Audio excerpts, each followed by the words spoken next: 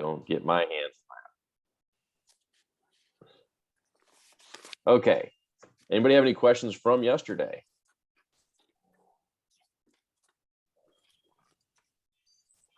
Who had an aha from yesterday? Let's share 2 ahas with me, and then we'll get started for today.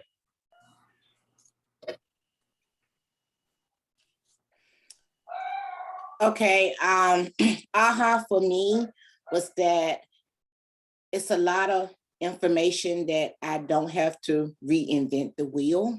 It's already there. That's a big plus. It takes away that stress of creating that email, and it's already there for you. You just tweak it to the way that you need it. That's awesome. I love hearing that. That is one of the best things about having a system, having a CRM that's going to be all encompassing like Command does, is to be able to not have to reinvent the wheel. And we call it leverage. It gives you leverage to be able to just hit a button and get it sent and get things going in the way that you want it to be to help market your business. Let's get one more aha from yesterday from somebody else.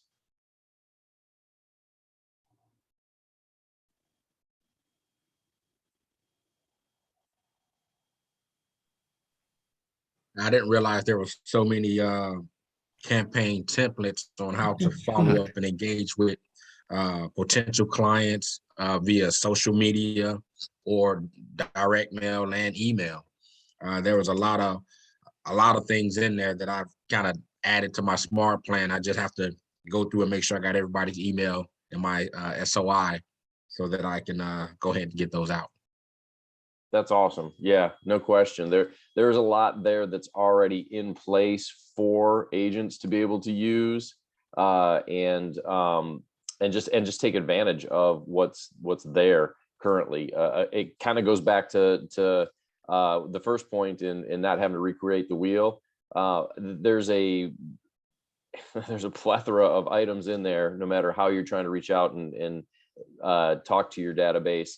And brand yourself to be able to go ahead and do that. So that is a great point. Thanks for sharing, James. So we're going to go ahead and get started today on opportunities. Before we do that, I appreciate everyone jumping in. I really appreciate Vicky, Terry, Barbara, and James because they have their videos on. So thank you for that. Everybody else who I did not just call, please go ahead and turn your video on. I'd like to be able to see you as we're talking and going through things. It's no different than if you were sitting in a class. I would expect you to be looking forward at me and not turning your back on me. So please turn your videos on as we're doing this and don't worry about what's in the background. There's also a cool filter that you can always find in the settings for Zoom that you can blur out your background. So, or you can change it. Harris looks like there's a nice background around him as well. So go ahead and turn those videos on so we can go ahead and get started here. And we are going to jump into opportunities. Do you guys know, somebody tell me what an opportunity within Command, what is an opportunity within Command?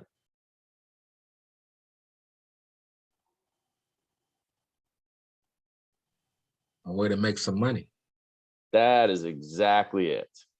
That's where we get paid. This is the class that everybody should be. We got 15 people in here and we should have 50 people. I don't remember how many was registered, but however many it is, we should have all of them in here because this right here, this is exactly where the fun is because this is where we get paid. So now it's also a little bit of the boring doldrums because it's also our compliance area. Okay. So they kind of go hand in hand. Our offices are going to want us to be compliant, make sure our transactions are in order, and then they'll give us money. So they do go hand in hand. We're going to go ahead and excuse me, I'm just checking. There we go. We're going to go ahead and get started into opportunities in 1 second. The first thing I want to talk about though is before we start doing opportunities, and I want everybody to actually build one here in a second.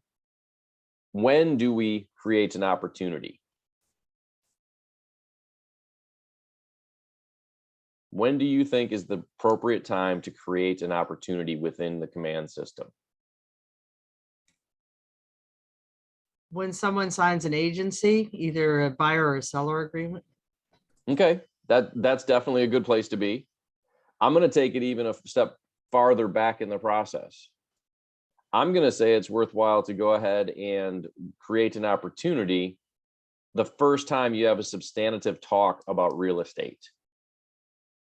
So you have a buyer that you meet at a kid's sporting event. And they say, yeah, definitely would like to buy. My lease is up in 6 months.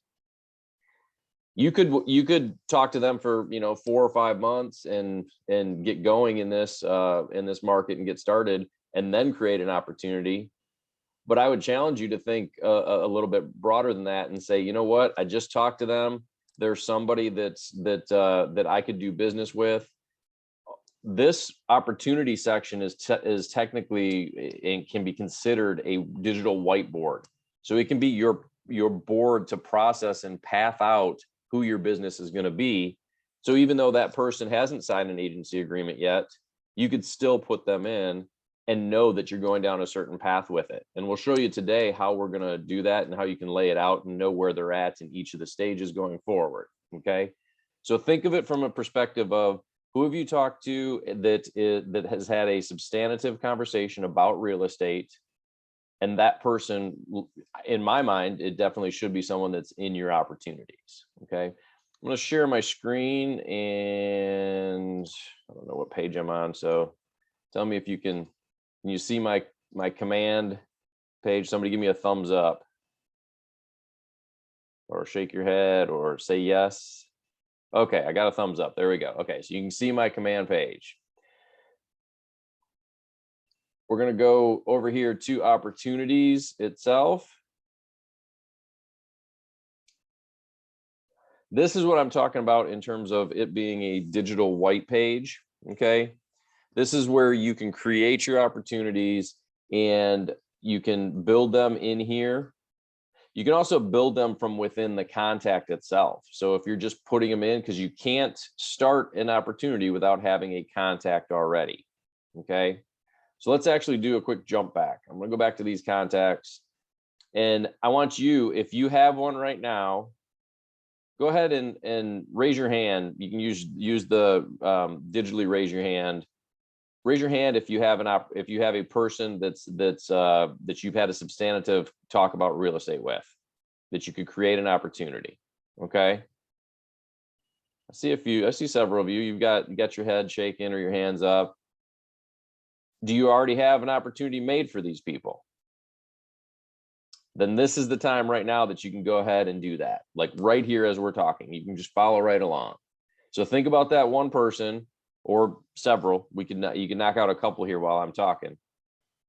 Think about the person that you've had a substantive talk about real estate, and you want to be able to track that path. Okay, because you're going to have several talks with them over time. You might have several emails, several conversations, several texts, and tracking those things and knowing where you're at is extremely valuable information to make your business, put it on repeat. We don't want to have to reinvent the wheel every time. So get a good transaction forward. When you're in here, I'm going to just search for somebody. So I've got this person. Okay. I've already got one. I've got one with him right now, but I'm going to create a new one because we've talked about this is a rental property.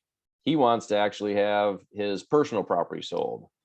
So you come into the contact here and you can create an opportunity right from the timeline. So if they're not in your database yet, put the person in and then immediately come here. This is like somebody that you would meet at a kid's sporting event or at church or at the gas station. Someone that you don't have in here yet, put them in and immediately make it. You just set the type. You've got the person, if they have a spouse or a brother or somebody that they're going to co-sell with, then you put that here. I'm going to put this as 70. I think this is Chamber Drive. So you put the name. I think you talk to your MCA about how they like to be able to have your opportunities named. Our office likes to have them by address. If you have custom tags, you can put them in here. This is going to be a agent referral. I'm going to leave the close date for now. This is 2/25, commission rate 3. And now we'll talk in a minute about the phase that they're in, but you can leave it as cultivator active pipeline if they're just getting started, or you can adjust this, and we'll talk about what these phases mean in just a minute. And then you create. You're unmuted. Okay. And then from there, you've got this new one here. Okay. And it's going to show up on the main page of the opportunities as well in the actual stages that it's in. Did you all catch how simple that was to do it? Create a contact. While you're in there, just go ahead and hit the opportunity button. Put in the info, whether it's a listing or a buyer, any other people that's going to be with it. Don't worry about the stages right now. Don't get caught up with that. That we'll talk about in a minute. But just get it put in there. And so now it's in there. This was a listing, and now it's right here. It's active. It's in my active pipeline. Okay. And we'll talk about what these stages are and how you can change them in just a second. But it gets put in here. And then what that does is this helps us be able to look at this, like I said, as a digital whiteboard, so that we can look at our screen and kind of see where we're at. Okay. With listings and with buyers, and it'll tell you, what your potential volume is in here. The average days, this is going to get a little blown out because you might have people that sit in your cultivate for a while. I've had one person in here probably for 2 years. So the average time is probably going to be a little bit blown out in some of these, but it'll give you a little bit of an idea where you're at. And over here on the side, it's going to take all of these. So I've got 6 in the cultivate phase. I've got 5 that have had appointments, don't have an active listing. My one listing I have just is under contract, and I had one that closed earlier this week. This is going to be my listing side GCI, my gross commission that it's looking at, and it's going to tell you what your potential is and what your probable is. And this is based off of where it's at in this step process. Okay. The farther it is to the left, the less probable it is that there's going to be the fewer dollars, I should say, not less probable, the fewer dollars that's going to be included in this. Okay. Our potential for everything all together is going to be here, but then down below, it's going to give you the probable based on where it's at in these stages. Okay. So you've got the ability to move these along, and this keeps you on track in terms of where you're at and who you should be reaching out to. If you've got 5 in here and 5 in here and 2 active, I mean, the ones in the appointments should be ones that are coming into active pretty soon. So you need to stay on top of those and make sure that you got things going in the right direction. Same thing with buyers. These cultivates, I need to work harder in getting some of them into the appointment phase so that I've had my buyer consultation. And then we can know that we're at the point that we're getting pretty close to it going into active. Okay. And it does the same thing here with your potential and your probable. Yeah. Can we change the name of an opportunity? Yeah. So you can, let's go right back to this. You can come in back into it when you click in. This is the one that I just created right here.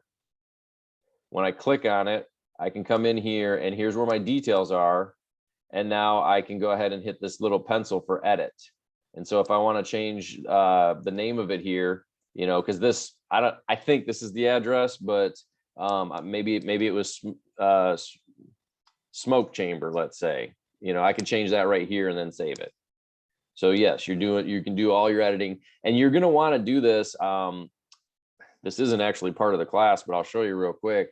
You're going to want to put in these dates so that you can see your numbers when it comes to your goal setting. If you go into the reports area, you can set your goals, and this is where you track all of that. Okay.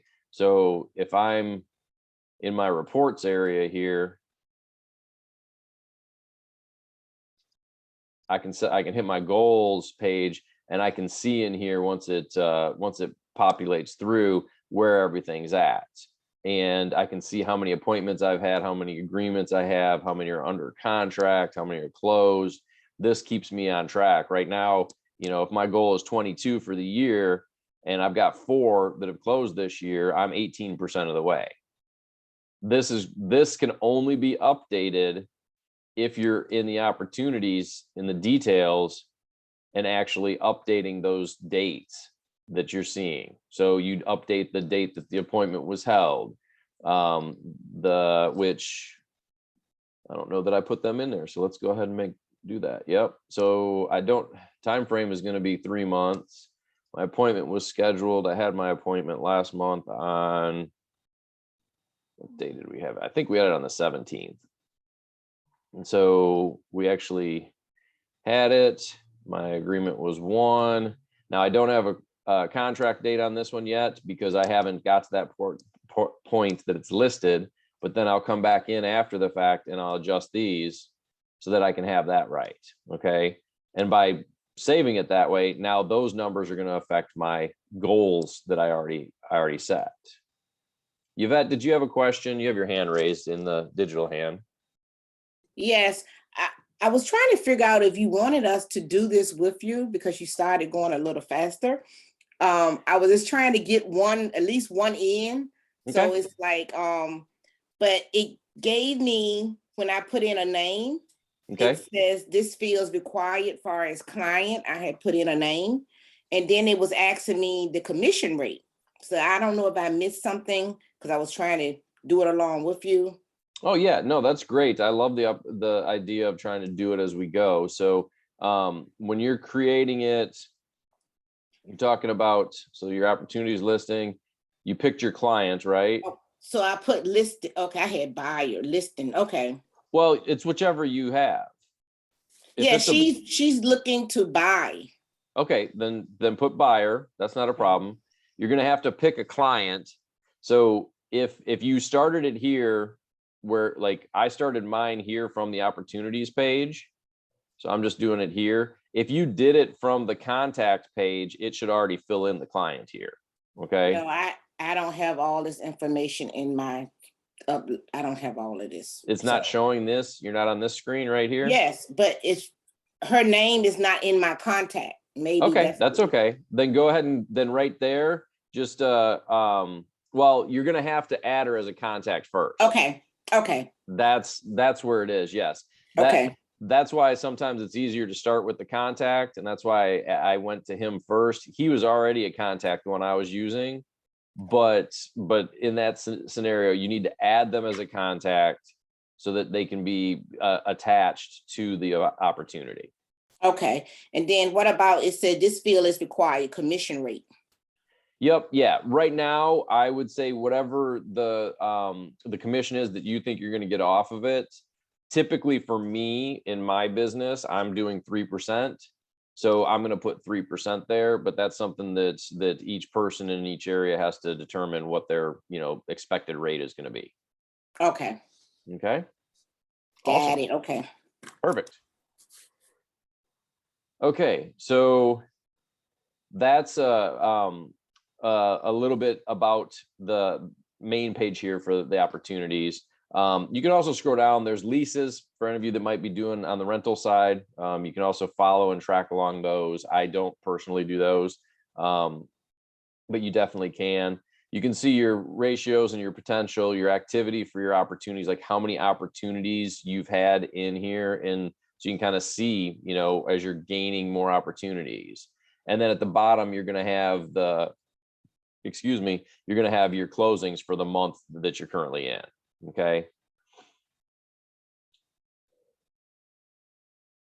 Awesome. Okay. So, in here, let's go ahead, and I actually want to look at the details a little bit. So I'm going to jump into this one that we just created. And you've got this page that you come into, you've got a few things that are very important. This is actually the technical part of how you're going to get paid. Okay. you're going to come in here and make sure that everything's filled out properly at this point, that you've got the paperwork done and everything. Like when you're at the on market, or when you get under contract with a buyer, come in and make sure that everything's updated in here in the documents, or in the general information area. Okay, this is under details tab. You can also put the address in here. So I'm going to actually go ahead and put this one, and I think it's 3470 Smoky Chamber. There we go. That's exactly what I'm looking for. Now I always start to type it in, and then when I see it, I click on it. That way it fills in these other areas for you, and you don't have to worry about it. Okay. And then I'm gonna hit save, and then you see how this updated right there. It's also going to update your seller worksheet as well, as you if you want to put in stuff, and you can edit that to be able to provide as well. In your seller profile, this is if they've connected with your app. Okay, so you can see if you've sent your KW app, not the command app. Remember, we got two different apps. There's a KW app that's for the public facing, that's for search for the public. And then there's our command app, which is what we use internally to be able to basically use command on the go. The public app, this is showing that he is not registered in my app or with my app. Okay. If I had somebody that was registered here, like I have a buyer right now who's been using this regularly, it shows that they're registered in here, and it shows where they're at in the process with the guide. Okay. So you'll be able to tell that if they are, and that's always a good thing. If it's someone brand new, you met somebody at some events, maybe you went to a Chamber of Commerce event or somewhere else, and you struck up a conversation, and they were like, "Oh yeah, I'd like to buy at some point in the near future." Then you might share your app and make sure that they have it. If you didn't get that chance when you're talking, you could always, when you see this, you can always know, oh, that's another touch I can be able to provide on them and get them into my app. Now, the documents area, this is where your compliance coordinator or compliance person in your office is going to be coming to look for things. Okay. So now when you come here, it's going to be pretty much blank. Okay. First thing you need to do is pick your checklist type. Residential is going to be now you guys may not have North Carolina because we're down here by the border, but if you're in Northern Virginia, you won't have this one here. You might have something else. You might have Maryland. That's up to your office, depending on where your people are licensed. You should have residential and commercial, though, I would think. And for this type of transaction, we're obviously going to be in residential. And then once that's picked, now you've got listed and under contract and closed as different files. These are each a different folder, basically. Okay. So the listed folder, mine, I have certain required documents from our office or our MLS that are required when we turn it in, and then some that are conditional, and then some that are optional down here. Okay. This is going to tell you what you have to do, what you have to turn in. So for my office down here in Hampton Roads, I have to have an MLS print, like an actual copy of the MLS, standard listing agreement, the data input sheet, SAER, CDIF, summary of rights, DPOR, and then from there it becomes conditional. Okay. And if you hover over the little I for information, it'll tell you, like in our area, we need an AQs if it's in these 4 cities. Otherwise, the other cities, we don't need it, but we do need it, a military air and noise disclosure, if it's in Norfolk, Chesapeake, Virginia Beach, or Hampton. Lead-based, obviously, we know that's 1978 or older. If there's a POA, this is direct to my office. We have a title affiliate in our office, and so on. And this is definitely something that you, once you see it, you'll be able to go through it pretty easily and say, okay, I need this, I need that, I don't need this, I don't need that. I'm going to fill this in just so you can see and follow along with somebody else's. Okay. So I'm just going to put in a different We'll do this one. This is great. Okay, so here's an MLS. So now all I'm doing is clicking on where it says browse, and I'm picking the PDF that I have. Okay, so now I need the listing agreement. And actually, let me go to a listing. I'm in buyers right now. Let me go to sellers. I got this one, Sangre. Listing docs. Okay, so now I need a listing agreement. And you can click on it, make sure you, before you put it on, make sure you've got the one that's actually signed, because they'll send it back to you in a second if it's not signed. And you see how once I put it in, it tells me what the name of it was. Okay, I can also click on this and it's going to show me the document, so I can actually review it here and I can see, oh, okay, because occasionally ours doesn't, this line 7, the city, it sometimes doesn't populate correctly. I don't know why. So it's with our MLS system. Sometimes it doesn't populate correctly. So I always make sure to check it. Okay. And then you can make sure you got your initials and et cetera, et cetera. You can print it, you can download it from here if you need to, or you can just hit the X button and it's going to just back right out. All this is an overlay across the command. So that's all you're seeing is it right above. You can still see kind of the command is right behind it. So do what you need to do to view it or see it, and then X out of it. Okay. You can also remove it if you pick the wrong one. So like this one, 738 Tamara Path, I'm going to remove it. And now I'm going to put in the listing for Sangre. Of course, I can't find it now.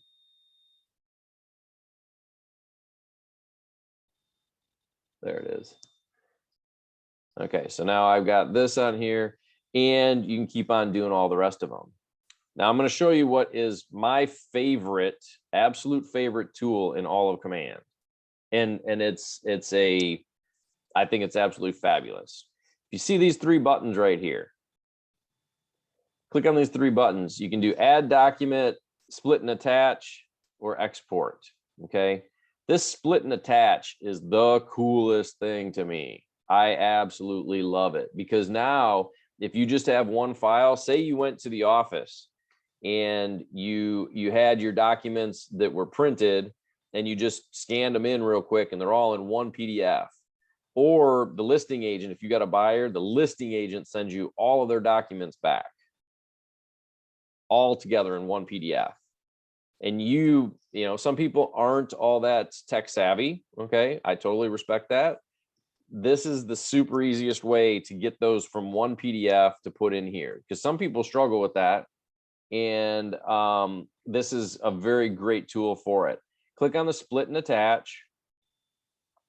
And then where you want to browse your files, go find the file that you want. Okay. I'm gonna have to pick a different one. It's probably, let me do this one. So I'm gonna go here and I just picked the file that I want. Now it's gonna say, here's the file. I'm gonna hit next. And this is just so cool, because now you can see all of your document here. This is the one page, and then you can scroll through and you can pick other pages. And you know, if you want to see page 3, it'll show over here. This document, you can now split it up. So like right now there's 16 pages. Well, if this first, you know, if the first 7 are your listing agreement, is that the just exclusive right to sell? Oh, I've got, yeah, okay. So this is the so that say the SAER. I picked that, and now I put in my page range 1 to 7, and then I can put SAER. And then let's say that page 8, 9, 10, 11, and 12 are the data input. 8 to 12. How many pages we got here? 16. Okay. And then now we say that pages 13 to 16 are my CDIF. I'll put that wrong. There we go. Okay. So this is picking what it is from a list so that it can attach it. This is the page range, and this is the name you want it to be called. Okay, so we're picking SAER, data input, and CDIF. Now I hit split and attach. It says, please refresh your browser to see your split and attach document. Okay, because right now I don't have data input, SAER, or CDIF. But by going in there in that one document, it's now split them and it's put those documents right here for me, where it says data input, SAER, CDIF. If you haven't done this before, or you don't do a lot with PDFs, I'm telling you right now, this is the biggest time saver and the most fundamentally useful tool that you could have. It is, sorry, I'm geeking out, but I still love it like 5 months after it came about. It's just awesome. Okay. So then you go through and you go ahead and fill in the other ones that you need. Okay. Now that you've got all of them here, I'm just going to say I do. You can click your submit to MC button. That's submit it to your market center. Okay. Once you've got those in there, that's all you need to do is submit it to your market center. Okay. Now you can start a transaction with Docusign. I'm going to tell you right now, talk to your specific market center tech trainer in your office, or talk with the person that's training tomorrow. I think it's Kyle. Ask them to maybe to give you a 2-minute version of starting a transaction with it when they go through Docusign.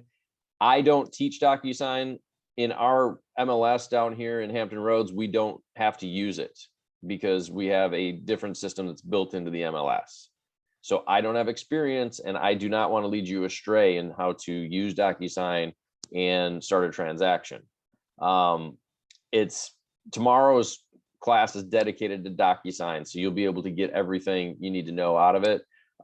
They can give you a quick 2 to 5 minute tutorial about this part of it. Okay, does all that make sense about how you want to get it in here into your specific area?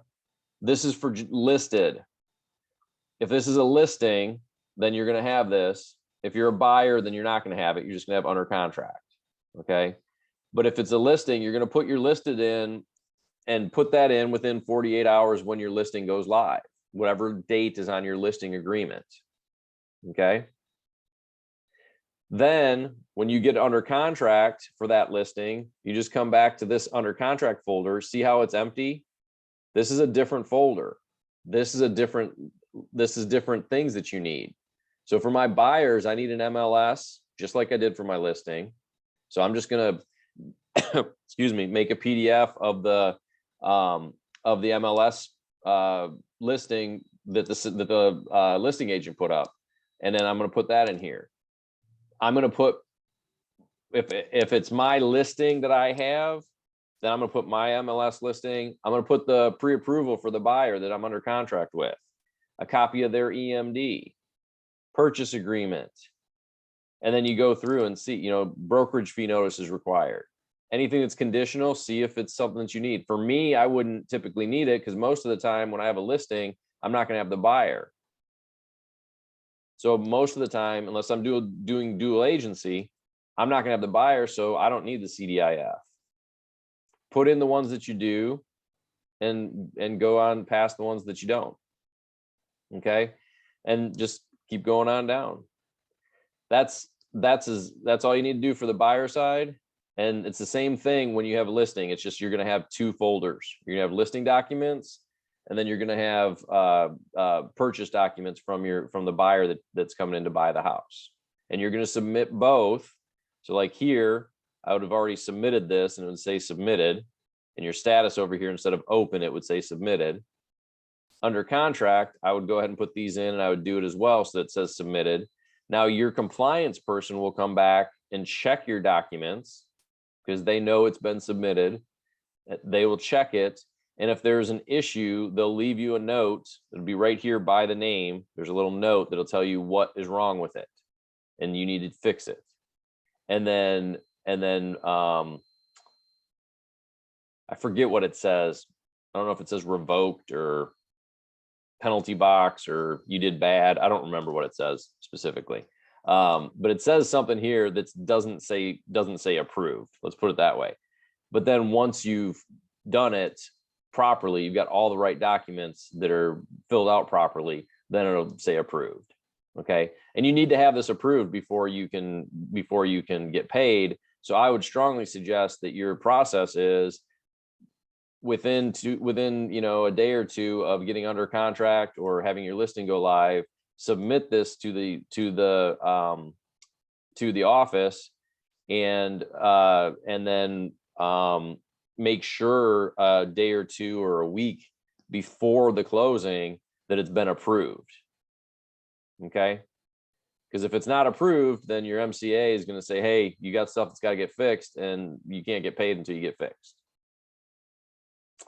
If you have other there's a custom folders down here. If you have other documents you want to keep, you can just add a folder.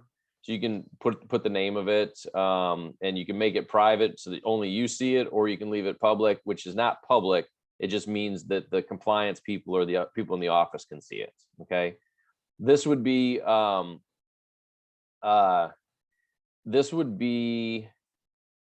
where I would put other addendums, where I would potentially put home inspections.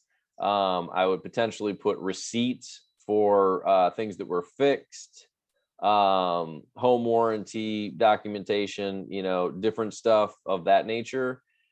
I would potentially use this because you can be fully in the cloud, not have to have a paper trail anywhere, and as long as you're with KW, you're going to have access to this. It's a great way to be able to have it.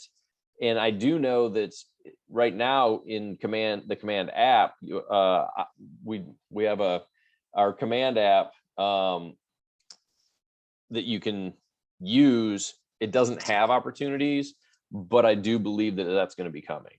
So that way, everything that you have will be on the fly with you, and it can be all digital if that's what you choose. Okay.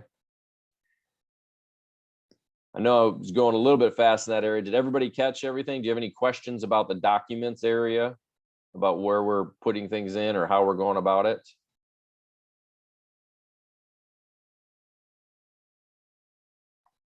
Okay. So everybody likes to get paid, right? Yes. I see Yvette shaking her head. Yep. Vicky, Barbara. Okay, great. James. So we all want to get paid. The thing you got to remember is when you get an under contract, you've got a buyer that's under contract, or you've got a listing that's went under contract with a buyer. Once you've done the under contract, you don't need to do it for just the listing, but once you're under contract with a buyer, no matter which side you're on, then you're going to go into the offers and commissions. So if I come in on my buyer side and I put all these in, as soon as I'm done submitting it to the MC, to the market center, I'm going to immediately then do my offers and commissions. Okay. This is a great place to be able to you can be able to see what's going on, or let your client see what's going on with the transaction if you have multiple offers. Okay. Put in your offer date, put in your expected closing date. We'll say that it's going to be April 1st, and then go to the next page. Okay. You're already going to have one of these filled in. This one, this particular one is a listing. And so the seller side is going to be here for me. I'm going to have to put in a buyer name that's on the contract. If I have the buyer, this will be filled in, and I have to put in the listing side name. Okay. And this is just the only things required up here is the name. You don't need their personal information. And then down here, you need the other you need the other person that's on the other side, the other realtor on the other side. Okay. You can fill this stuff in if you choose to, but as far as what's required, you need those things at a minimum.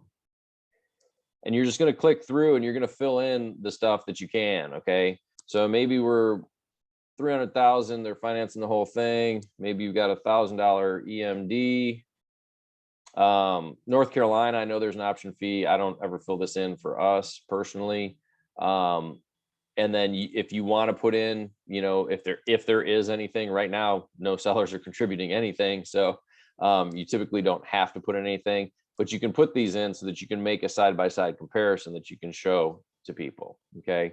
If there's pros and cons or a summary that you want to write that goes with this, you can. This helps if you're going to actually do a side-by-side comparison. If it's just one, if you've already accepted an offer and you know that's only the one, and you don't, and you've done all that you can as far as the comparisons ahead of time, and now you're already under contract, you could go ahead and go through this pretty quickly.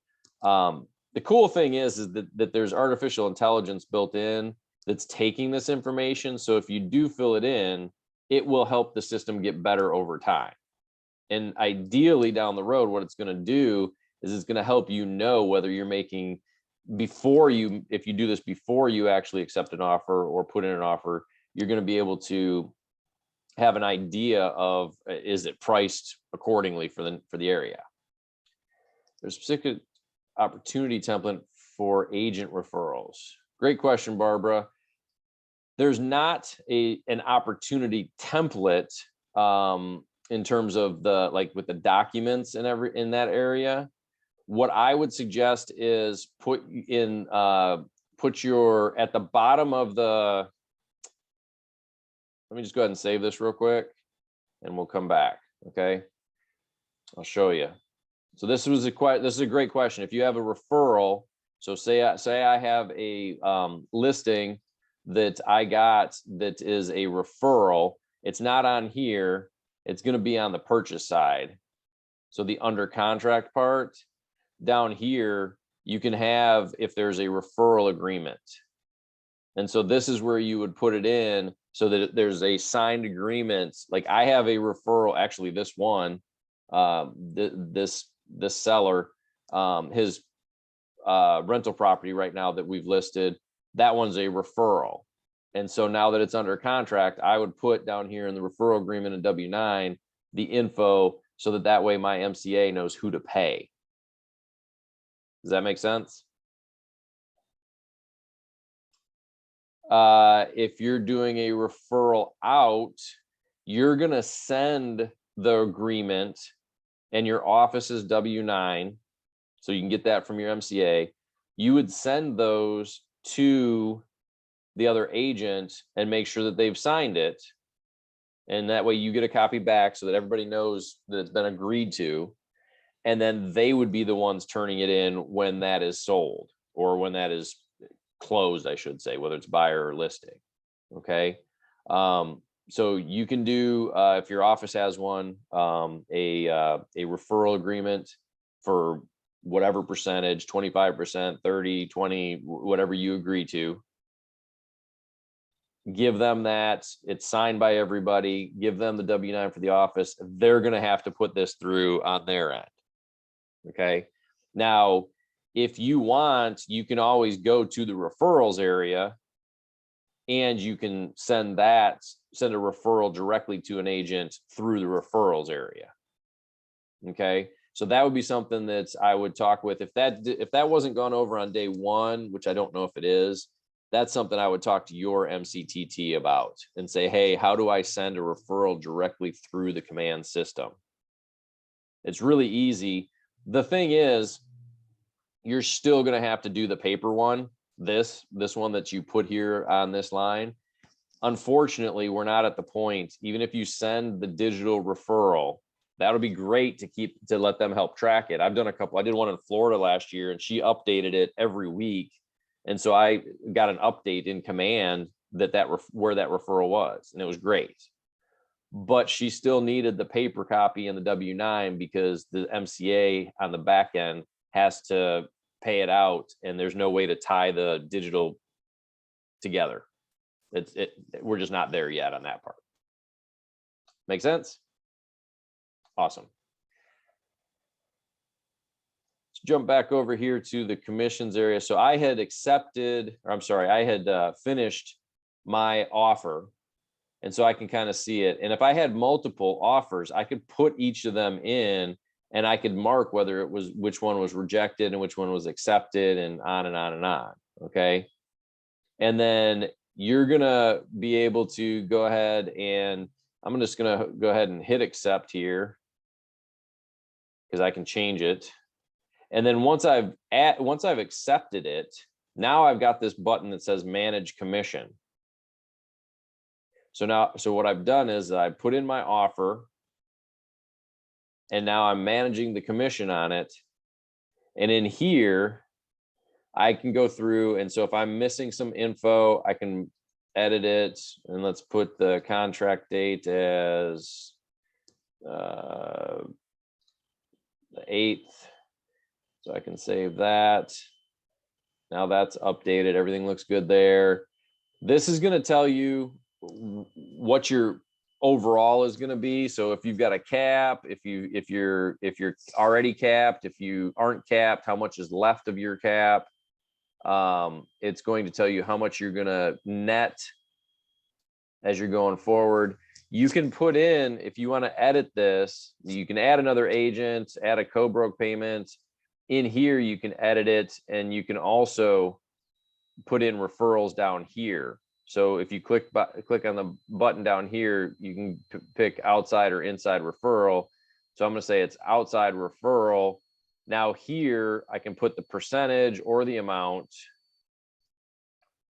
And then I put their tax ID type. So if it's the EIN for the office, and then I put in that, the name of the brokerage, the agent. This info is going to tell your MCA how to pay and where to pay. Okay. And then when I add this on, what it's going to do is it's going to reduce my commission, because it's going to be giving that part of the commission over to those people. Okay. So you do that in here, and then it's going to reflect it on here, as well as this overall summary. Okay. So if I had an outside referral, it would subtract into here, and it would lower my number. And then I hit submit. This has to be submitted, or you're not going to get paid. So honestly, the last like 6 minutes when I started the offers and commissions, this step right here is how you get paid. So if you don't do that, there won't be pay there. So that's kind of that's the basics of being able to put in your offers and commissions. And then I'm going to change my response, and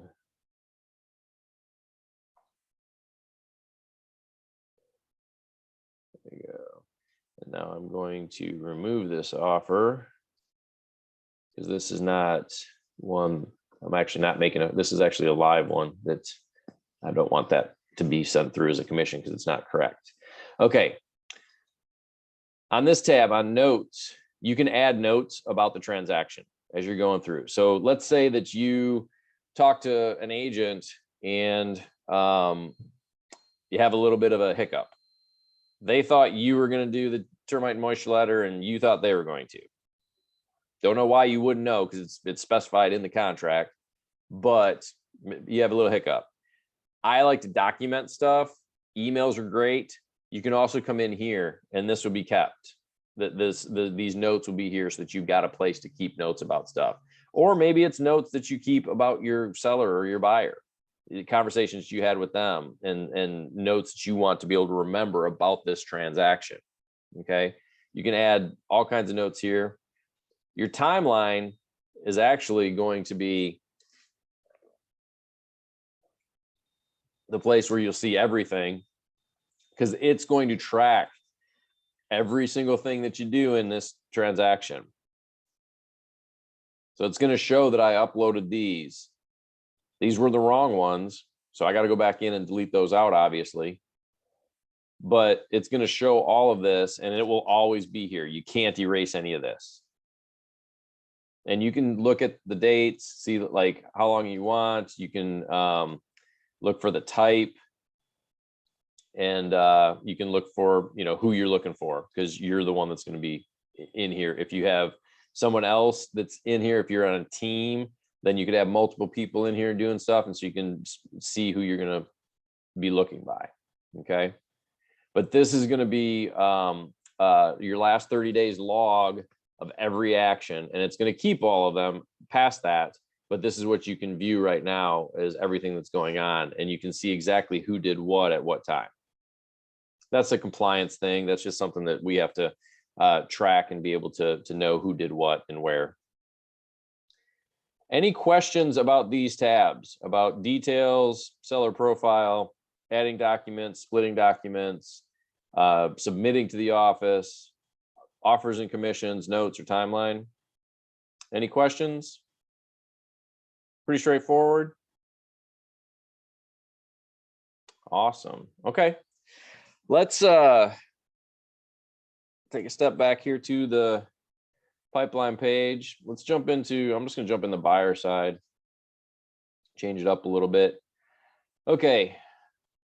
If you're following along on your computer and you came into your buyers, so all you got to do is click on the circle, whichever one you want, it'll take you into that area. So I'm going to go into cultivate under buyers. If you're in yours right now, you might see something different. Mine, I have pipeline coming soon in 2022. Is anybody looking right now at theirs? Can you tell me what you're seeing here? Just the header for this column.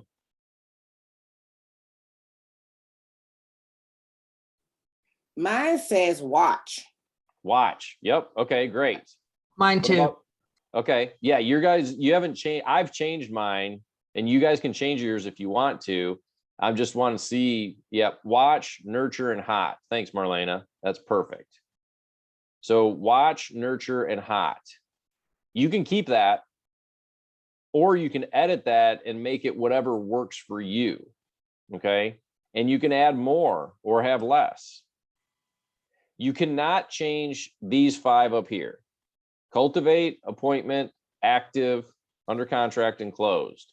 You cannot change those, but you can change the steps within each of those. So for me personally, and this is just for my business, I like to have mine set up this way, where I've got pipeline, I've got coming soon, and now 2022, this one actually, and I need to change this, and I'm going to do it right now so you can see how this should actually be next year. It should be 2023, because I had set this up last year knowing that this column was for people that's going to be happening next year. So if you want to change any of these or add more of them or delete some, all you do is up here at the top, you hit edit stages. Okay. You can rearrange these. So you see how I just grabbed this? And so now I've got coming soon 2022 pipeline. If I go back, the order's changed. Okay. So I can make this order anything I want. I want my pipeline first, and then coming soon, and then 2022.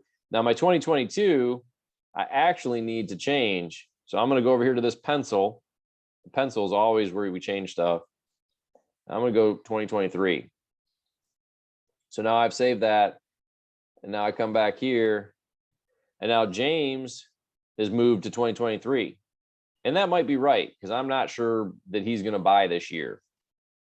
These guys are my pipeline. These are people that I'm still working along. I've got lunch with him next week. You know, it's people that I want to be able to buy soon, and I think they will. And actually, Josh probably needs to move into coming soon, because he's looking for some land, and that's going to happen right after his taxes come in. So I can have these in the order. This is what I'm talking about with our digital whiteboard. We can know where people are at just in a quick glance at what's going on. Okay. And you can do that within each of these stages. So or each of these areas, I should say. So appointments, I've changed mine. If you click on appointment, what do you guys have?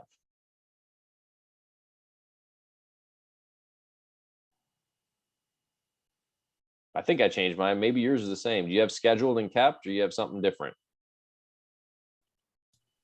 I also can't- have scheduling. You have scheduling and then kept, and is that it? Just the two? And Scheduling, scheduled. scheduled, kept. Scheduling, scheduled, kept. Okay, gotcha. So they thought they wanted to put it in as scheduling, scheduled, and kept. I didn't personally want the scheduling. I just wanted scheduled. And so I took it off, and all I did to do that was I went in here and I just hit the delete button. So I hit delete and I deleted the stage. And then if you want to put it back in or put a different one in, you can do an add and hit save. So now I got kept and scheduled. I'm going to do scheduled and then kept. And then it's back to the way that it was. And if you want to have 6 of these, if you want to have 6 different stages within the appointment stage, you can just go ahead and add them in. Put them any way that you want. Okay.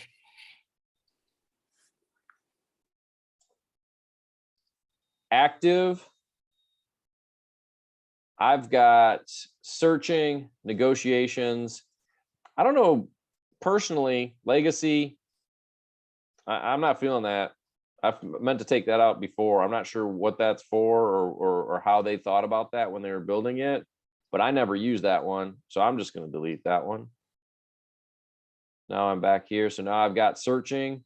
I know David and Nadia are searching and Edgar's searching.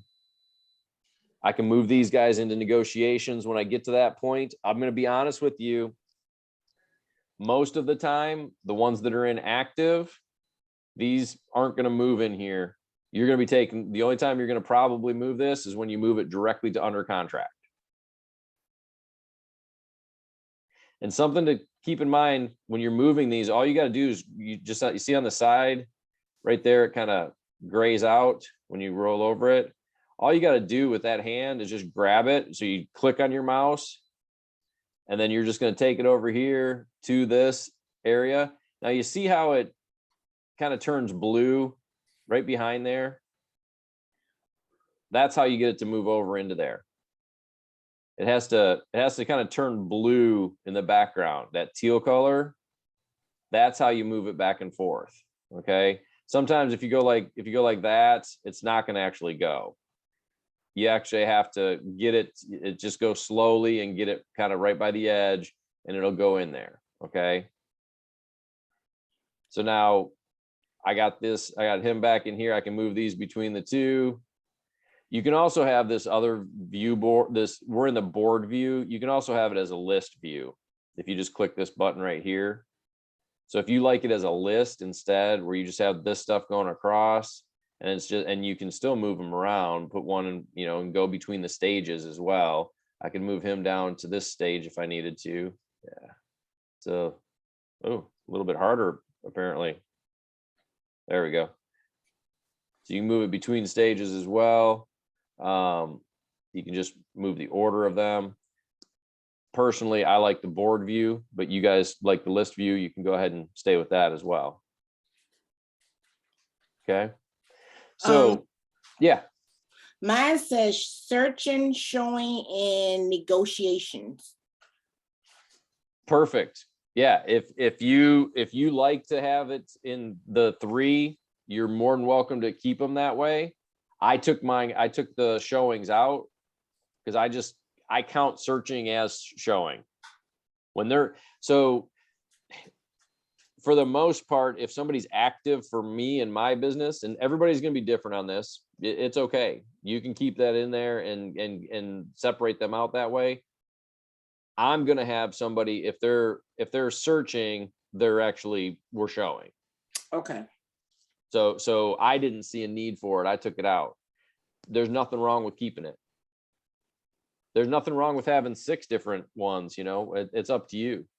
But it's just the the purpose of it is to be able to kind of show you where you're at in the process and be able to walk you through the stages and knowing what's coming next. It also keeps you on top of the people, because like my Cultivate people, I'm actually trying to go out of my way to find ways to stay in front of Michael or Carlos or Ron, because I know that I'm trying to get them from Cultivate into the appointment phase and then into the active phase. So when I put them in here, that's why, as we said at the beginning, first substantial conversation about real estate. That's where you build your opportunity. Once you've had a substantial or substantive conversation about real estate, then you can turn around and say, okay, I know where they want to go. I've got an idea. Then I can go ahead and market to them and, you know, talk with them and find a way to keep moving them forward and through this process. This helps me know who I need to be reaching out to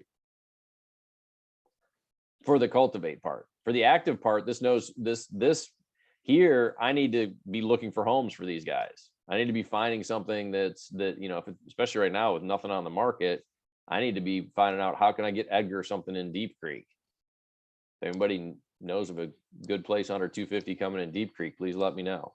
And then our under contracts, this is the ones that we want to know that we're moving through the process. They're under contract. We want to get them to closed. So these guys just went under contract this week. They went from active into under contract. Now they're in inspections. We have their home inspection tomorrow. And then we're going to move over to the appraisal, because that's all that'll be left after the home inspection. And then once we get to April 1st, then I'll move them over to closed. Does all this make sense? Does it follow? I mean, does it seem like something you can put in place for your business to be able to push things through? Any questions about the stages? Okay. Let's see. Oh yeah, this is a cool thing here. Okay. When you click into one of your buyers or your sellers, okay, we've already seen this, right? This is our details, profile, documents, commission notes, and timeline. One of the cool things that we can do is to help stay on top. How many of you have checklists for what you do? Raise your hand. You like checklists? Okay. This has built-in a place for built-in checklists. These can be used for everybody that you put in, or they can be used for an individual checklist for an individual buyer or seller. Okay. So if I'm here in the under contract stage, if I go up to edit stages, I'll see that in here, there's checklist place. I'll see that in here.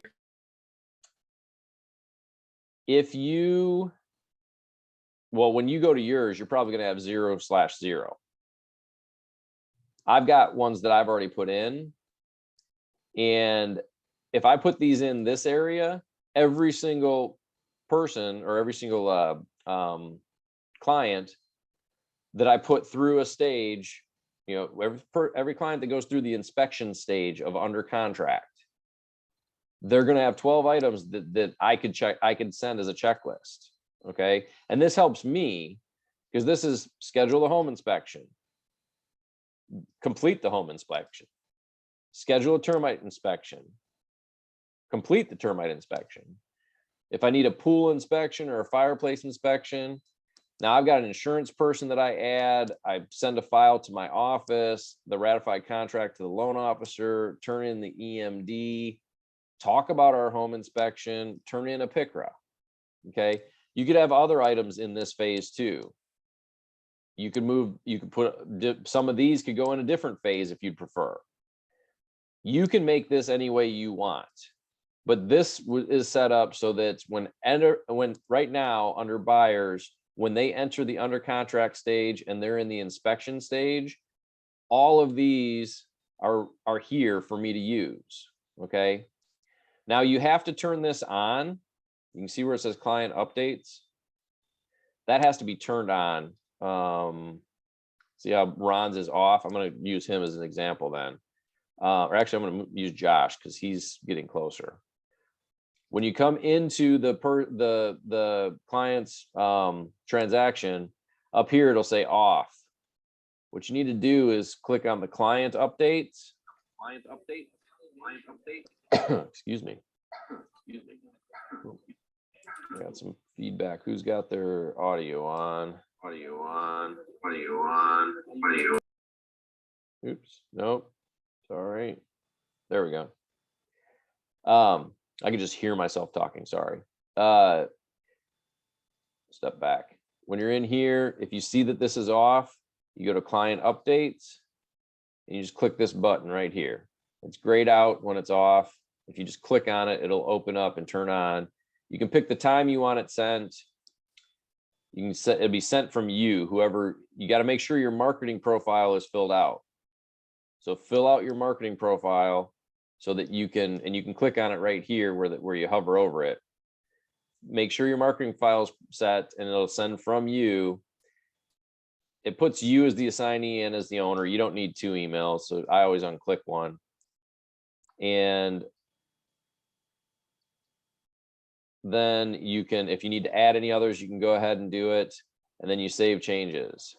Okay. So now it's on.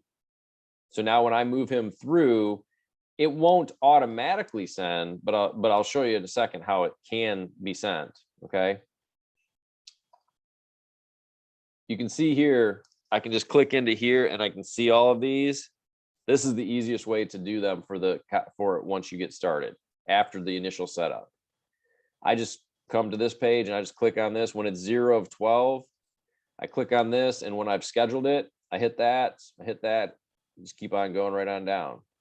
Now, if you have this client update box checked, then it will send the email at whatever time you had edited it previously. So where I just turned it on, I set it for 7 a.m.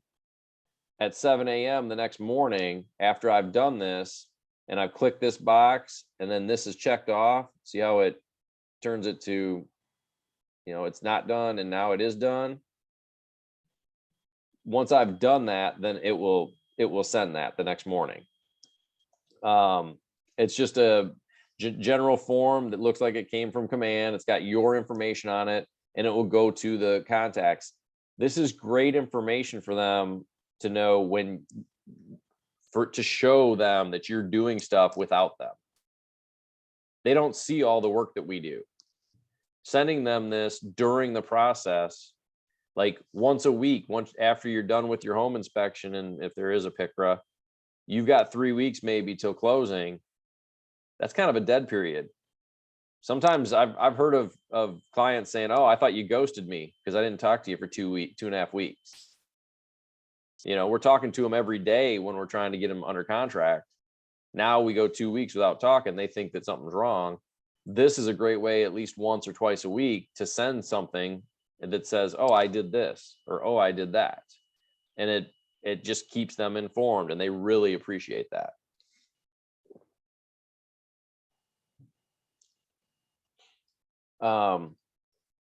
Excuse me. So you can set that, you can add ones on the fly too. So like if I think of something that's for this one transaction that I want to add, I can just come down here and hit add item. And I can say, talk about early possession with sellers. Okay.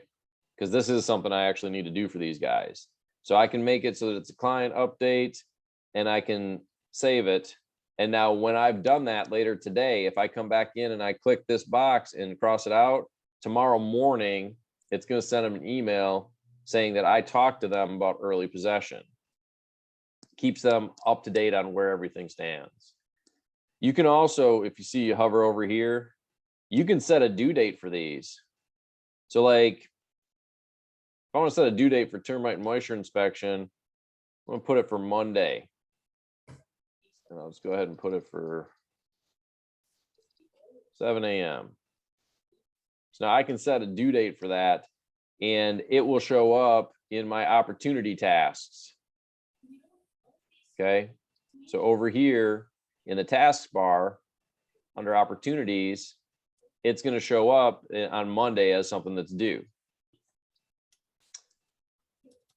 Oh, okay, no problem. So do you see the effectiveness of what these checklists can do for you, how to it can keep you on task? Do you guys all have checklists of what you need to do during a buyer side transaction or a listing transaction? Raise your hand if you have checklists. Okay, see a few of you. Would all of you like a checklist?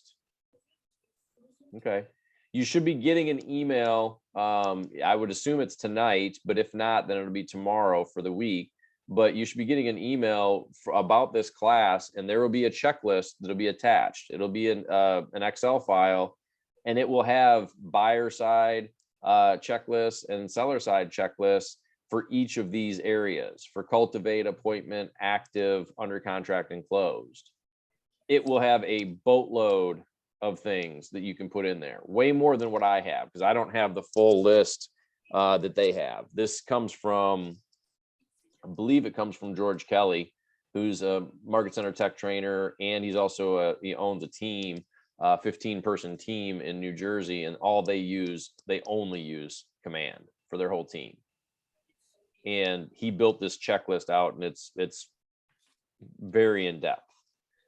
You could come in and put these in. You just come to the edit stages, and right here you put in your checklist. And then you do the same thing when you go to this stage. You go to edit stage in your active checklist. You go put all those in there, and then every time going on from there, it's going to show the same thing. And that's what we do. That's how we save time. That's how we make more money, is with that leverage. I have a question. Sure. Go ahead, Vicky. Silly question. No.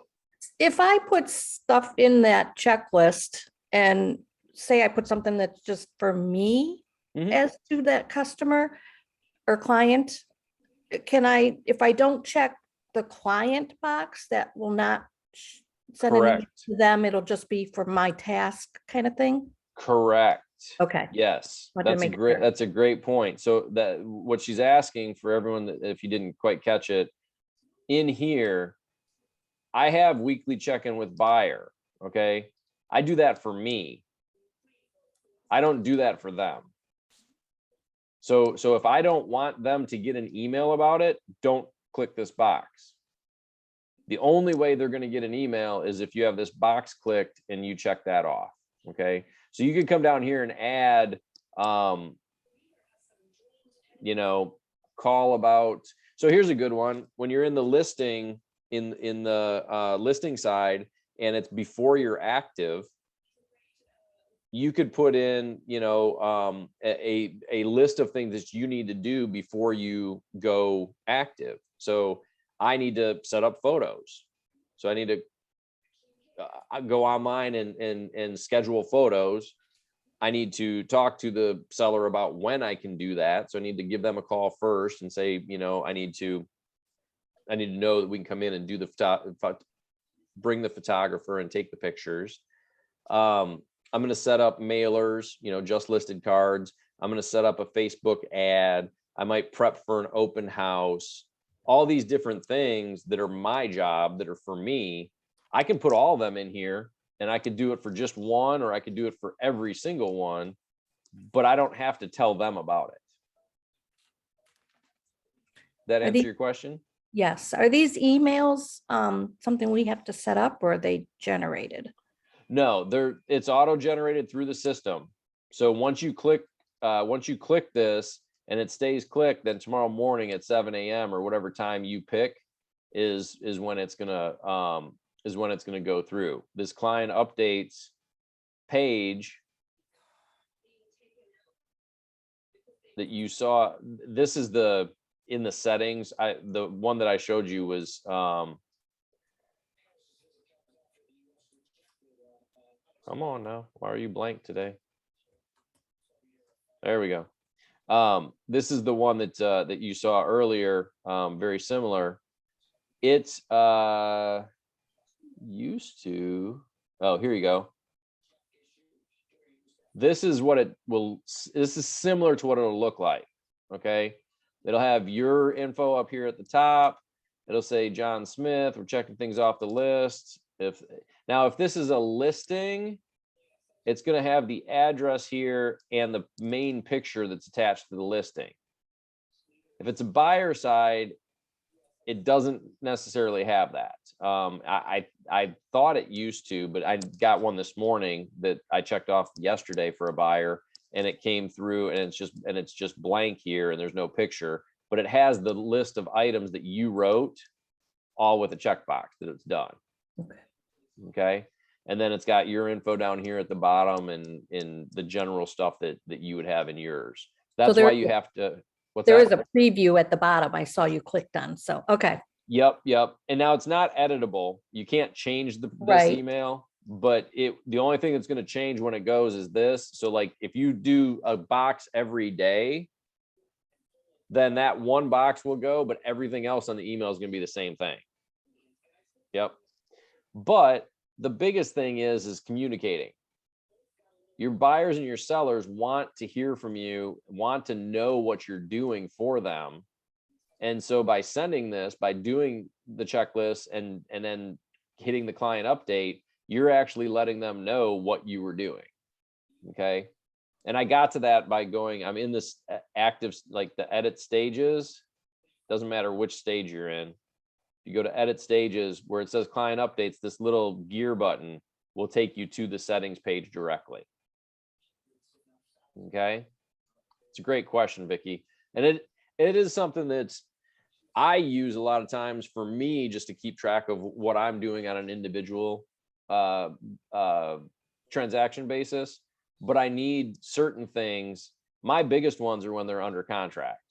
That's when I need, more things to be happening. You could put anything that you want in here as far as things that are due, and you could set due dates, and then that way they'll show up here in your tasks. And then if you've got, when you come in here, you got your main tasks area and then your opportunity tasks. So like right now, I don't have opportunity tasks that are due or overdue. I don't even know if I got any. Yeah, I don't have any coming up because I haven't set any ones yet for the current one that I have. But you can set these for a due date down the road, and this is where you'll be able to see when things are due. Okay.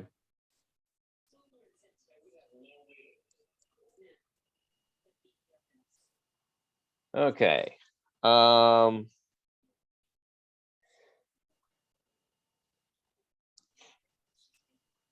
If you're, this is your individual stuff here, and this is what's going on right now.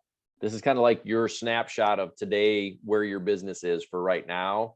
If you need to go back and find opportunities, you see there's my name's here. You also have this all opportunities tab. So you just click on this area, and now you got your opportunities here that you want. If I want to go back to last year on, Peak Court, I can come back into this one. And then, you got 25 here. So you can actually go to 75.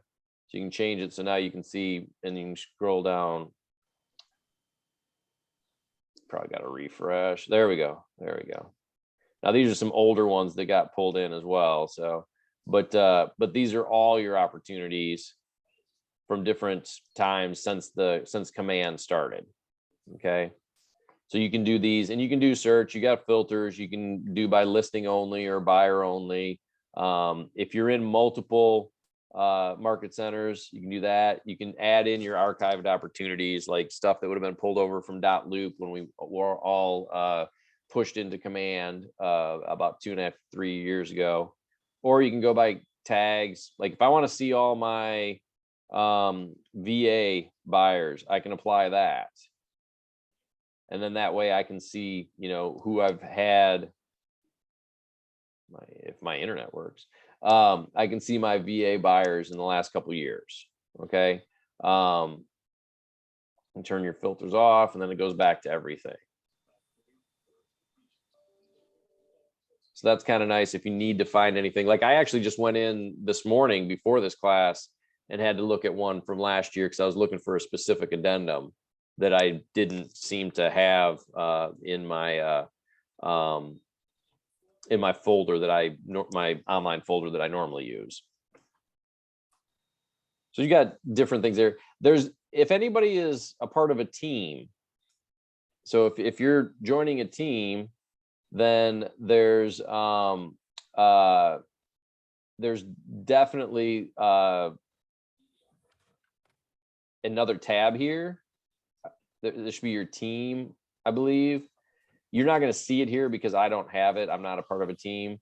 But this would be, if you have the permissions to be able to see things, this would be, you know, especially if you're a rainmaker, you'd be able to see everybody else's opportunities that's built in the team.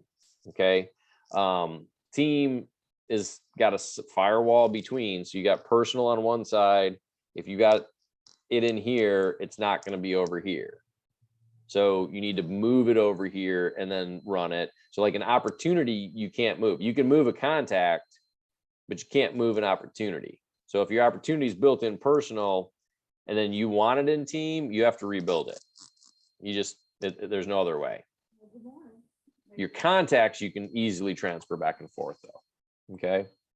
But you'll be able to see from there. I'll try.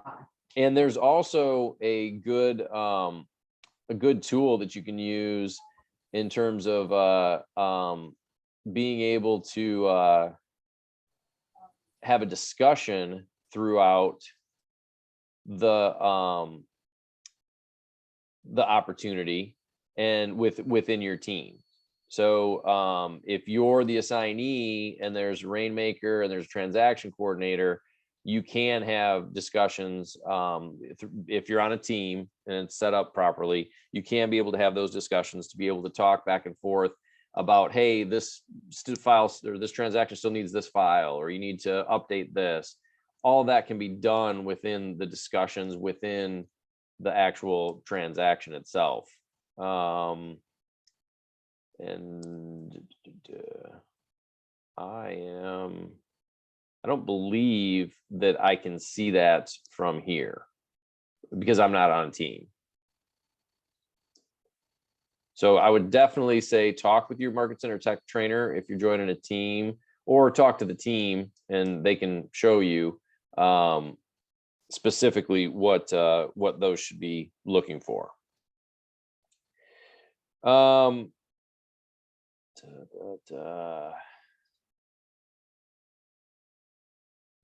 I think I'm just kind of looking back through the notes from the sheets and everything. I've gone a little bit out of order, but I believe I've hit on everything because the next stuff was supposed to be the commissions, the splits and deductions.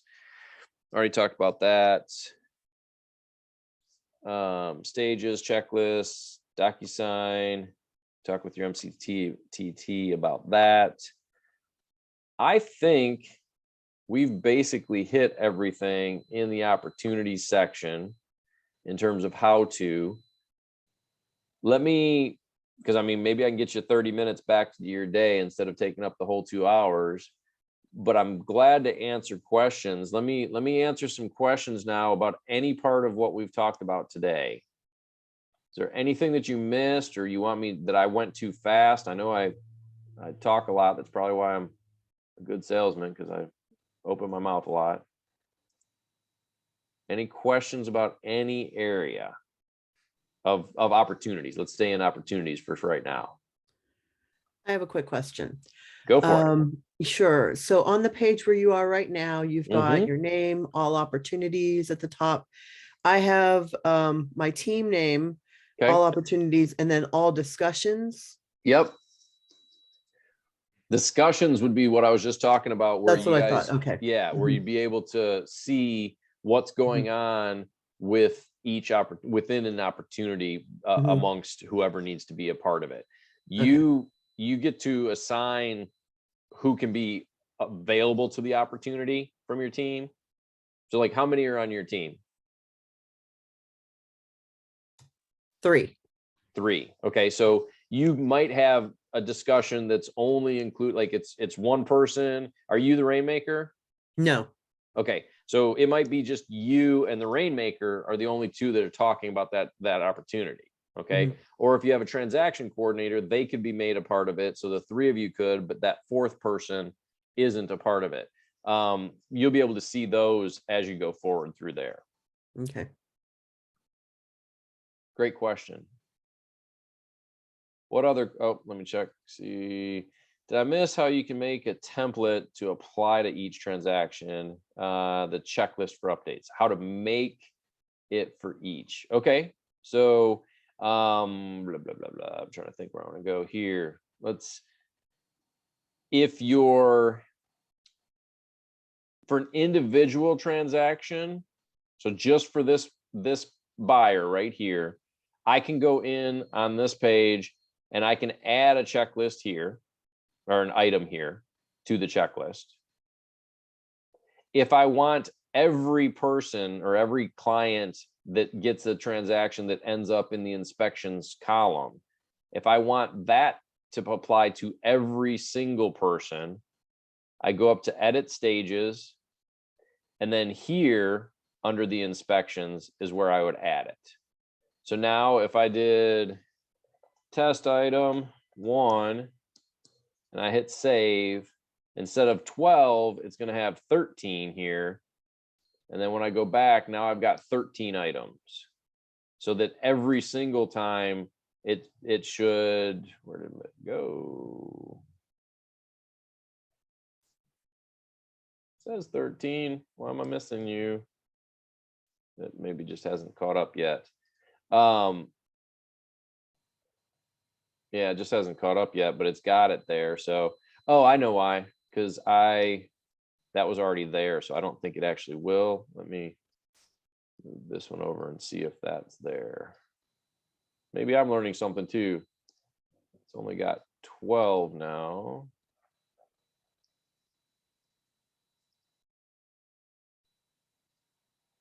It will do it.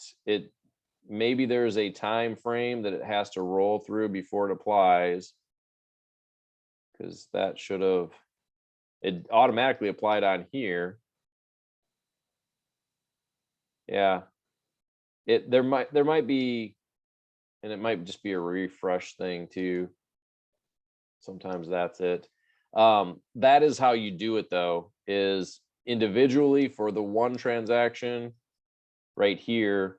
For the whole stage, you do it up here in the edit stages so that every transaction that comes through inspections will have it. Does that answer the question that you're asking, Marlena? Okay. What other questions do we have about these? Yep, absolutely.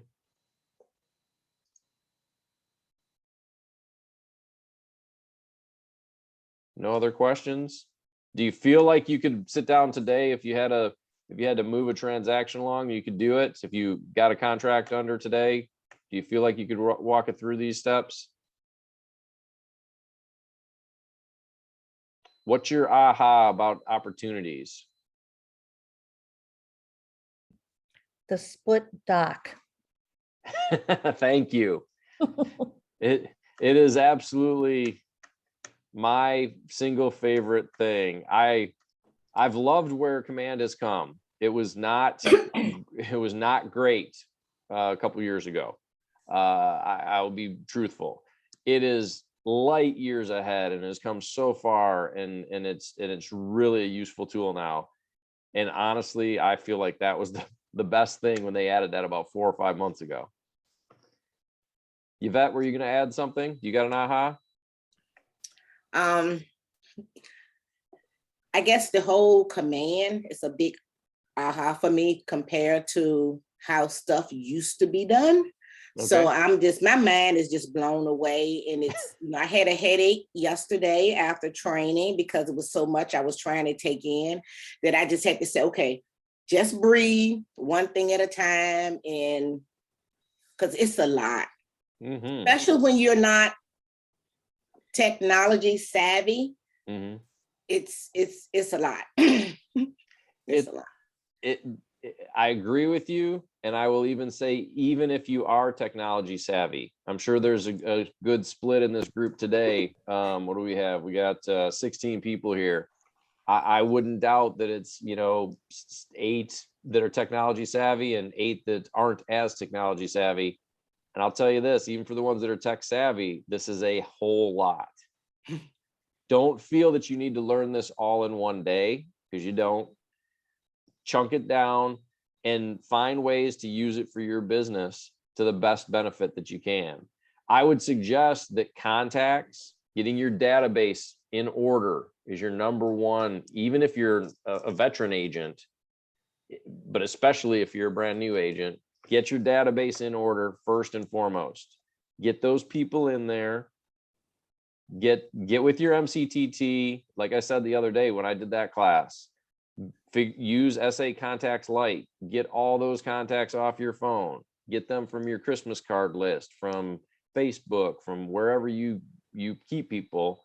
Get them in there, and then be able to take that and say, okay, now I want to market to them. What's the best way for me to do that? Is that me using designs and making social media graphics? If that's not your thing, then okay, maybe you want to use smart plans. Maybe you don't want to use smart plans in the full effect, and you just want to send some emails. So maybe you use designs to make a nice email. There's a lot of different options. It's individually, you got to find what's the best path for you, but you don't have to learn all of it today. Learn contacts, and I would learn opportunities, because you want to get paid when the time happens. Okay. And Yeah, then and go I from have there. a couple of people who using Zillow, and I'm trying to just get my app up and going so they can use my app. Yep. That's get with your MCTT, your individual offices tech trainer, and your app is, if you go to consumer down here on the bottom, so it's at consumer, and then up here in the top rightish corner where it says site and app settings, up here at the top, you click on that. Once you've come to this area, now you just click on the URLs. You've already got an app. It's already there. So you can copy, you could text that to anybody, you could email it to them. They can, you've already got an app there. So you can make sure that your marketing profile is set up and taken care of. And then from there, you'll be able to, everything will be able to populate through, and then get them the app and let them start using that. And yeah, I mean, it's hard, because when they're in Zillow, 40% of that stuff, 50% of that stuff is already under contract. It's doing them no good looking at it. Yeah. So absolutely. Can you copy that directly to Facebook or LinkedIn or Instagram? Yeah. Just hit the copy button, and then you can go to another website and hit paste. Okay. Yep. Or you can go like that and do a right click and copy, and then go paste. Depends if you're on a Mac or I'm on a tablet. I'm on a Surface Pro tablet, so PC. Just depends on what you're on. Yeah, exactly, Barbara. It is. You're Frogger, and you're dodging all over the place, no question. But the nice thing is that you've got an opportunity to pick which ones are going to help benefit your business. I use a little bit of all of them because I've been using it long enough, and I can see how it benefits my business. When I first started, I got into contacts. I personally liked the designs, so I started playing around with some of that and seeing how to use it. And then, you know, you've got to know how to use opportunities to get paid. So just use little by little, and you'll find some of them you use a lot more than others. I have a question about contacts. Yep. Yesterday, somebody asked a question about if there's a spouse, and Mhm. they said that it would go out as long as all the information is the same. It would put both names. Were they in separate contacts that have to be exactly the same? Or if I put them in a relationship, does their name get added to that too without them having? No, when you do draws, here we go. So I've got Shaylease. Christian is the spouse. Okay. So when I added him down here into the about information, I think, yeah, relationships, I added him right here. He wasn't in my system to start. I'm making her contact and he wasn't in. So I added him right here. And then when I did that, he was put down here, but he had his own card now. So I have to go to his card and make sure that the address information and everything in his card matches up too, if I want them to be like that. Otherwise, they're going to have separate cards. Okay. I shouldn't say that. They're always going to have separate contact cards. But if you want them like for a mailer, like labels, you gotta Right. make sure that their addresses in both cards match up exactly. Okay. Okay. Okay. Alicia?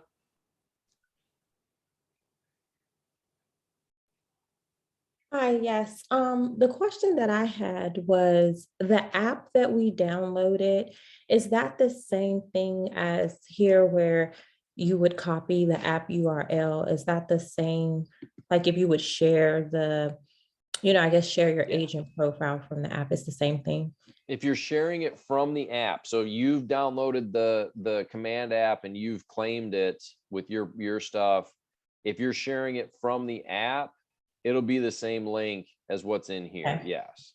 All right, thank you. That is my understanding. So there's not two versions out there that would be floating around of just your command. Barbara, go ahead. Yeah, my aha was the manipulation of the stages. I really like that. Yeah, it makes it feel like you can customize it to the way that you're going to do your business, right? Yeah, and to keep me out of trouble. So I don't forget stuff. Well, yeah, the checklists are great. Having the stages is awesome. But knowing that you want to or that you need to do certain things, like Edgar and David, these guys, David's been around he's been around a hot minute trying to find something. Edgar's just got started a couple weeks ago, but like I've got their client updates off. I should probably get those on and start, making sure they're seeing that stuff's going, so they know that I'm doing stuff, even though we're not actually seeing homes because there aren't any in their price range where they're looking. So yeah, it can definitely keep you on track. And it is something that when you get the list of it, you'll be just like, oh, wow, this is a lot of stuff that I didn't even think about putting in a list, because that guy really went to town and put out a lot of stuff. You can put all of it in there, or you can put in just the pieces you like. What are the 5 steps you have in there? I'm just curious. I don't even know. It's just weekly check-ins. Okay. It's just basically, and which I should turn this on and send it, because if I'm doing that and I set my dates for it, then I am reaching out to them. And I reached out to Edgar yesterday, and that would have counted. I didn't have it turned on. I didn't go in here, but that's the type of thing that keeps me moving them along. You could do the same things in Cultivate and Appointment, because you've got to you're cultivating them to get to the point where they're willing to have an appointment with you. And then you've had an appointment. Now you're cultivating them to actually start looking, so they're active. And then we're moving along in the active, doing all these actions that'll get us to under contract. And it is really beneficial to, yeah, I don't even know that yeah, so this is create a buyer presentation. If I'm going to actually have somebody in here in the appointment phase, I better have my presentation packet done, when I meet them. So right now, that's the only step I have in here at this point. I need to fill mine out even more. It's still a lot for even somebody like me that's got a good grasp on what's going on here. There's still a lot here to deal with. Any other questions? I'm glad to try to answer from other sections of Command 2.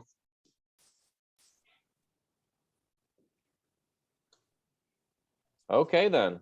I'm going to get you out about 20 minutes early. If there's no other questions, I think that you guys got a good grasp on opportunities. I hope you do, because that's where you get paid, and that's the most fun day of real estate. I shouldn't say that. I have a lot of fun days in real estate, but payday is always a good day no matter what. So if there's no other questions, then I'll let you get out a little bit earlier and get back to your day. And then tomorrow, for everyone that I will say this, just so you know, if you're in Hampton Roads and you're using the Instanet system that's through the MLS, the Docusign tomorrow is going to be something that's not going to be something that you're going to necessarily need to use a lot of. If you're in other areas, Docusign is your way to sign. That's a class you really should go to, and Kyle, I think, is the one doing it, and he's the best expert we have. But for anyone that's here locally, like the couple that I know that are in my office, they're on the call today. If you want to jump on, I think it's informational, but it's not going to be required for Hampton Roads area. Yeah, I think we use dot loop. Yeah, and some use .loop, some are in DocuSign. I think it's useful to see it because it's available to all of us. We all can use it. It's available to all of KW. It's a matter of what your office is using, or in our case, the MLS uses a different one. So, but I do recommend going to it and at least getting a feel for what they have, and that way, if for some reason that you want to switch to it, or it turns into a reason that we need to go that way, then you already have a head up. Awesome. Thank you, guys. I appreciate it. I think that we're at a point we can say good day. Have a great one. And Alrighty. make Thanks, sure to reach Jerry. out to your MCTT if you got questions. You. Thank Thank you. you. Thanks, Thanks, guys. Jerry.